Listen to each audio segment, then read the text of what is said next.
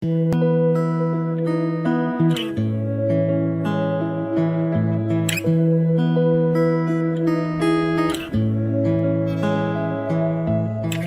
everybody, Jim Phillips here. Welcome to Java with Jim. I trust you're doing well and had an incredible week.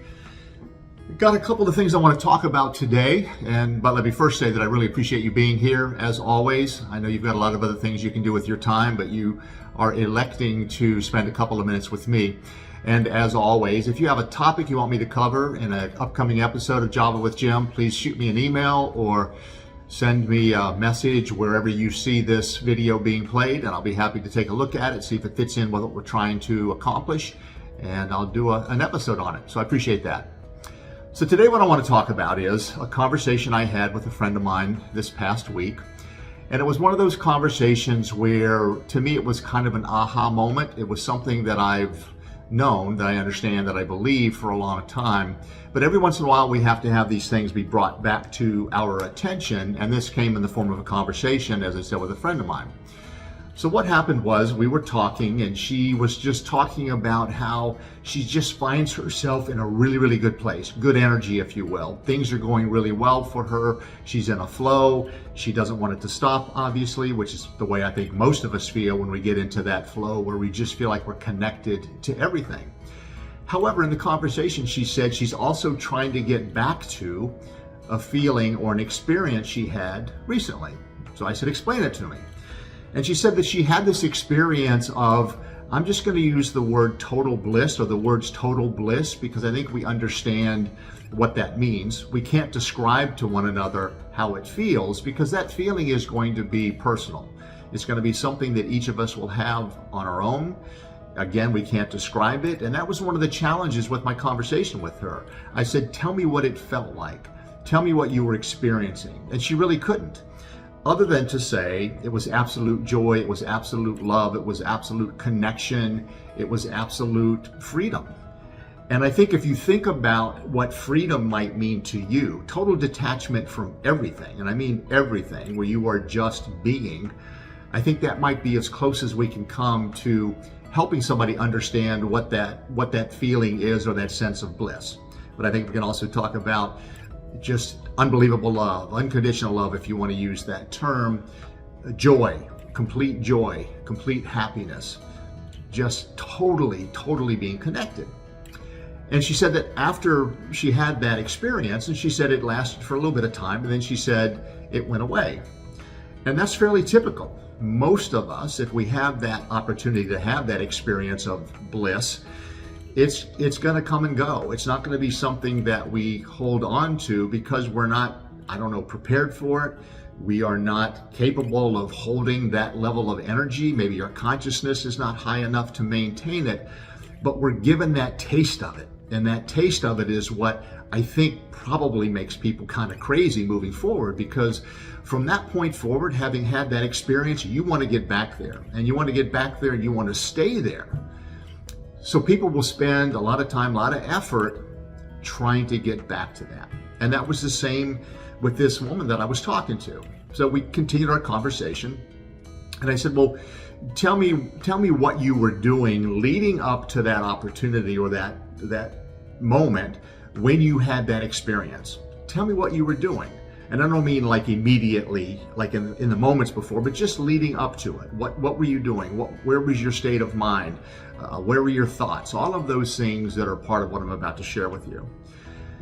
And she said, well, I was doing the things that I know that I need to do. She said, I was meditating, so I was getting connected as much as I possibly could. I was being quiet. And of course, that's part of meditation at all, but just being quiet in all circumstances if she could. And she said, I was being peaceful. She said, I was doing the things that I know that I need to do to have the experiences I want to have. I've got things I want to achieve and experience in my life. So I was making the decisions that led me to that. And then she said, and then all of a sudden I had this experience, this moment of bliss. And I said, okay. I said, well, tell me what you're doing right now. You said you want to have that experience again. Tell me what you're doing. And she said, well, I'm trying to get back there. I want to get back there, so I'm really trying hard to get back there. She said, I'm meditating. She said, I'm doing all the things that I was doing before. She said, I'm trying a couple of different things. And I said, well, let me ask you a question. When you experienced that moment of bliss, or however long it lasted for her, I said, when you were leading up to that, I said, were you thinking about creating that moment of bliss? Or did that bliss just happen?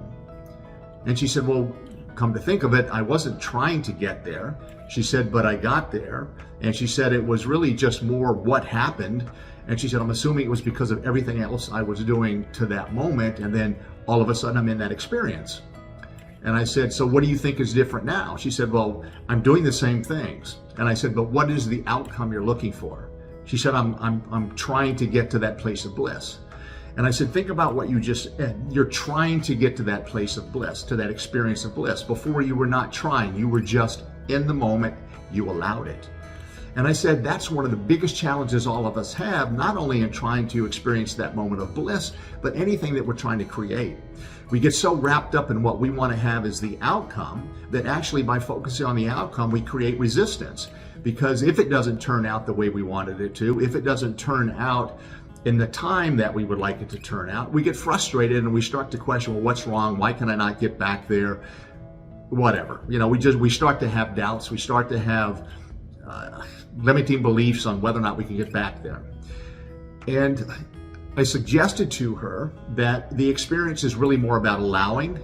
It's not about efforting. It's not about just trying and trying and trying. It's not about that.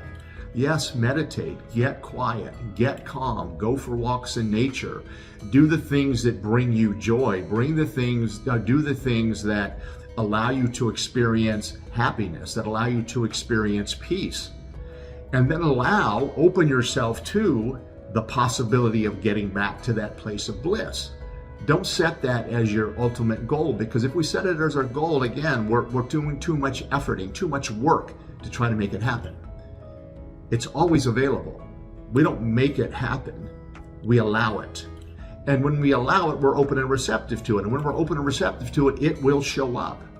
And I think the more that we can get to that place where we're allowing that experience to happen, the more that when we get to it, the longer it's going to last, because we can hold it. And we can recognize, I would hope we recognize, that it isn't a matter of trying to get there. It's a matter of knowing it's always there, opening ourselves to it, and allowing the experience to be our experience.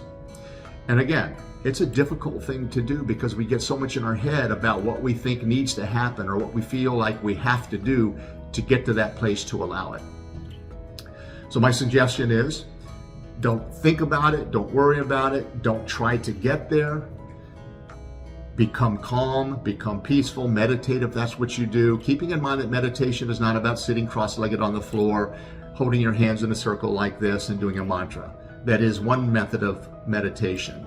You don't have to do that. Meditation is anytime you are fully aware, fully awake, fully engaged, fully present, and allowing that peace, that calm, that joy, that happiness, that love to flow through you and as you.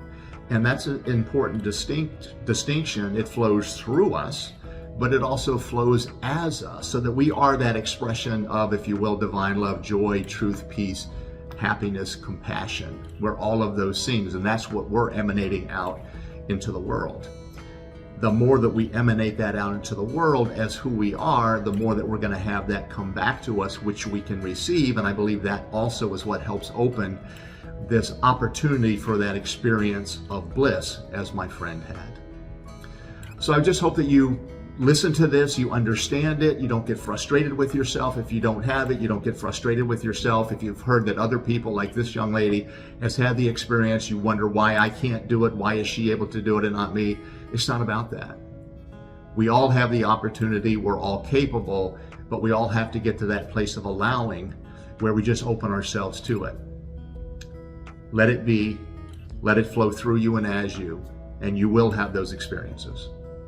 I hope you find benefit in this message. It's always a pleasure to talk to you. Please share this whenever you feel the need to or the desire to with those that you think might benefit from it. I look forward to each time that we get together. Again, if you have a topic you would like me to cover, let me know. I'll be happy to do so. Again, thank you. Have a great week. Enjoy. Until next time, I'm Jim Phillips with Java with Jim. Bye.